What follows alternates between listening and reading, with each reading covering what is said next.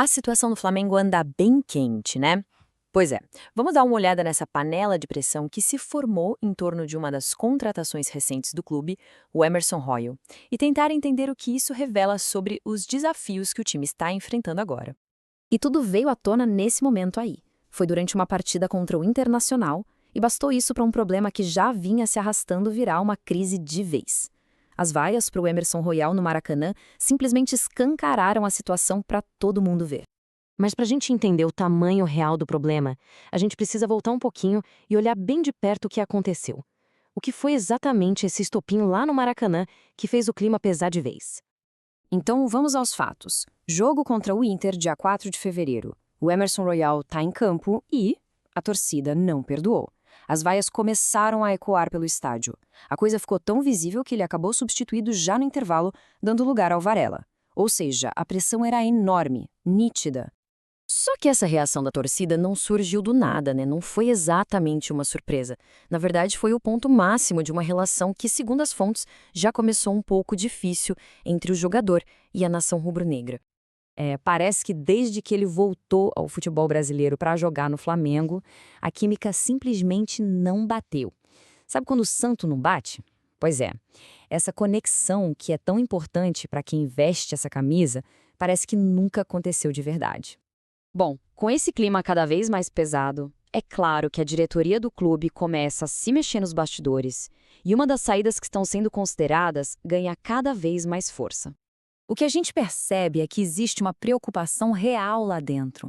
Há um sentimento crescente de que, talvez, a situação do jogador tenha chegado a um ponto sem volta. Reverter essa imagem negativa com a torcida parece uma missão cada vez mais difícil. E é aqui que a coisa fica bem clara. Surge o termo oferta interessante. O que isso quer dizer? Basicamente, se chegar uma proposta boa na mesa, principalmente de um clube de fora, as portas estão abertas. A transferência do Royal se tornou uma possibilidade muito real. Agora, seria muito fácil a gente apontar o dedo para um jogador só e dizer que ele é o problema, né? Mas a verdade é que o caso do Emerson Royal é mais um sintoma do que a causa. A situação dele acaba sendo um reflexo de uma dificuldade maior que o time todo está enfrentando. E que dificuldade é essa? Bom, basta olhar para esse número. 4. 4 jogos sem uma única vitória. Um número assim no Flamengo já acende todos os sinais de alerta e mostra que o momento do time é bem delicado. E essa sequência é pesada. São 3 derrotas e um empate. Um desempenho desses coloca uma pressão gigantesca não só nos jogadores, mas em todo mundo no clube, principalmente na comissão técnica. E a prova disso é que as críticas não param no Royal. O técnico Felipe Luiz também está na mira.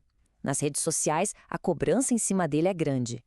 Isso mostra que a insatisfação da torcida é com o desempenho coletivo, não só com uma peça isolada. E aqui, a gente talvez tenha uma pista tática do problema. O lado direito do campo. Quem lembra do Wesley com aquela força, aquela chegada na linha de fundo? A saída dele, e também do Gerson, que atuava muito por ali, parece ter enfraquecido o setor. O time perdeu o poder de fogo por ali. E essa reposição ainda não aconteceu no mesmo nível. Juntando todas essas peças, a pressão em um jogador, os resultados ruins, as críticas ao técnico, a gente chega na pergunta que todo mundo está se fazendo. E agora? O que o futuro reserva para o Flamengo? E esse é o grande dilema. A gente sabe que a pressão em cima do Royal é enorme e uma transferência parece um caminho provável. Mas será que isso resolve? Vender o jogador pode até aliviar a pressão no curto prazo, mas não corre o risco de mascarar os problemas táticos e coletivos que o time vem mostrando? E é com essa reflexão que a gente fecha. A questão toda gira em torno do desempenho de um só jogador, que virou o alvo principal? Ou será que isso é um sinal bem claro de que o Flamengo precisa de um ajuste muito mais profundo, seja na estratégia, no elenco ou na forma de jogar? Fica aí a pergunta.